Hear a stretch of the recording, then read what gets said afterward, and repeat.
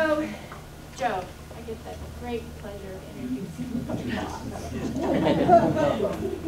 my boss.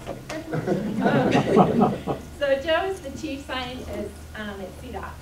He also serves on the science panel for the Puget Sound Partnership. It's a Washington State agency that's been charged with restoring the Puget Sound. He received his BMD from the University of Pennsylvania and his PhD from the University of Chicago. He lives here, obviously, on the island with his above-average wife and 2 daughters. And his below-average dog. Without any further ado, Joe Gatos.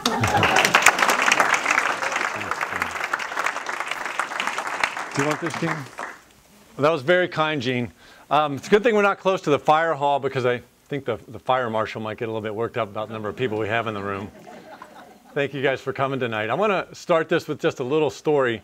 I don't know how many of you guys recognize the guy lying on the ground in the middle, but this is Tom Brown Jr. He's probably one of the most famous trackers in the United States, and he's written books on nature awareness and tracking. And he's kind of a, blue-collar, sliced white bread, Wonder Bread type boy, grew up in New Jersey, but then was also raised and trained by an Apache scout that he called grandfather. And he's an amazing tracker and really an amazing person to see the world. And so I'm going to start with the story that Tom told me one time. He said he was walking down a beach and in New Jersey on the shore, and it was kind of inclement weather and off season, so nobody was there, and he saw an old guy fishing. And he said, cool, that's a kindred spirit. So he walked up to the old guy, and the old guy proceeded to then tell him how he had come to this beach every day for most of his life, or whenever he could on weekends, and he just retired, and now he came every day. And he knows this beach, and he's a fisherman. And he started to tell him about the tides and the currents and what was running. And then he kind of looked down at Tom, who was probably in his early teens at this point, and he said, what are you doing, boy? And Tom was kind of sifting through some sand, and he said, I was looking at this sand. He said, look at what I'm telling you. He said, no, did you ever look at this stuff? It's super cool. He said, it's like every little piece is like a snowflake. And the guy picks up the sand, and he looks at the sand, and he starts crying. And Tom says, what you got something in your eye, old man? He said, no, I'm feeling really bad that I've been here almost all my life, and I've never really seen this place the way that it is. And I think that this picture is a nice reminder, thanks to Nancy Albuck for passing this on. Or this one here is that we see things all the time, but sometimes we don't really see them.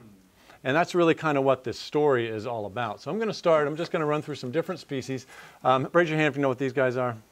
Good. We're on a good start. Harbor seal, right? And we just published a paper recently showing that we have 37 different species of mammals that use the marine ecosystem here, and 172 species of birds. And I hope you guys are in for the night, because we're going to talk about all of them. Not to mention 3,000 vertebrates. No, but really this is the most common marine mammal that we see in the area. And so you guys have probably seen them like this, hauled out on the rocks. And you've probably seen them like this, foraging in the water. Probably seen them on the beach, heard them on the beach, right? Does everybody recognize that sound? Ma, ma, right? And that's a ringtone if you guys want it. You can go to CDOT Society website, it's free. I like it because when you're in a meeting and it comes on, nobody knows what's going on. I always say something like, I think someone's beating a kid next door. But anyway, so, and we know interesting things about these really common creatures. We know, just looking at these pups, we know these pups are born in the springtime. They feed off their mom for about 3 weeks, and their mom's fat, depending on what stage in lactation we check her fat, it's going to be about 40 to 50% milk fat. So if you go to the grocery store and you buy some whole milk, you're probably talking about 3.5% milk fat. You don't want to be drinking this stuff if you're on a diet. These guys will double their weight, so they're born about 11.2 kilograms. They'll double their weight to over 22 kilograms in about 3 weeks, and then the mom by that time has just had enough. She's out of there, and they're kind of on their own. So it's a pretty cool little start for these guys as they go along. Go ahead, Joe. And then we also are learning more about these guys because of new technology that's coming on all the time. So you can see the thing in the back, the attachment there, the green and the blue one is called a time depth recorder. And we're learning cool things about harbor seals because of things like the time depth recorder. And the thing on the head is a satellite transmitter. So the time depth recorder, what it is, it's a pressure sensitive device. So as they submerge it into the water, it senses the pressure and it can tell how long it's been turned on, and then by the pressure how deep they are, and then it records that over time. And it's big and buoyant like this because you glue them on with a little cyanoacrylate or kind of a quick bond epoxy. And then when the seal molts, every year seals molt, they lose all their fur, they get new fur, this thing pops off and you can retrieve it, and it's like a wealth of information. So we can learn cool things like that with a time depth recorder, we can learn that, hey, these guys can travel any depth in the Salish Sea. They can travel depths of 1,500 feet. So there's only one place, maybe Butte Inlet in the far north part of the Salish Sea, where these guys probably can't submerge. And they probably actually can, we probably just haven't collected the data on them. So on the satellite transmitter, go back one, Joe, we learned cool things. This is a satellite transmitter that was put out for Austin Thomas's master's project down at Protection Island looking at foraging. And it's pretty easy to see where Protection Island is, and it's pretty easy to see that that seal stays pretty darn close to the place where it lives. So we know that in most cases, seals will stay within about 15 miles of their haul-out site. Now, we also have just done some recent work looking at pups, and where do pups move and how do pups move. So this is a track from one animal. We put a satellite transmitter on it over on Spiden Island, captured it in August. And you can see here on the right here, spent a bunch of time around Spiden Island. And then in the wintertime, actually moved over to Canada. You can see across the border there. I think it probably was something to do with hockey. Maybe had to do with the Canadian healthcare system, I don't know. Spent the winter over there in Canada and then moved right back to the same place where we caught it, probably even the same rock that was out there. But we also learned that not all of them follow this pattern. This is a seal out of rehabilitation. You can see also this seal was released of Jackson Beach over in San Juan.